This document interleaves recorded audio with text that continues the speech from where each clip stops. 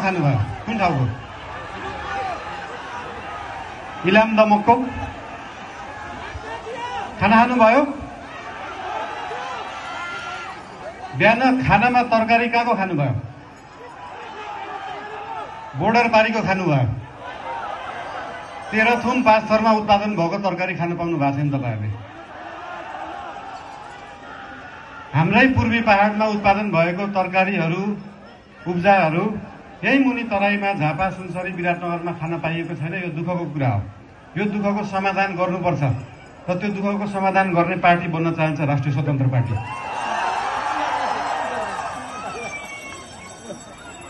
पूर्वी तराईका 3 वटा 4 वटा जिल्लाको फुल पोटेन्सियलमा धान उत्पादन गर्ने हो, चामल उत्पादन गर्ने हो भने देशभरिलाई खान पुग्छ। तर विडम्बना यही खान पुगेको छैन। यो दुःखलाई समाधान गर्नुपर्छ र त्यो समाधान गर्ने पार्टी बन्न चाहन्छ राष्ट्रिय स्वतन्त्र पार्टी।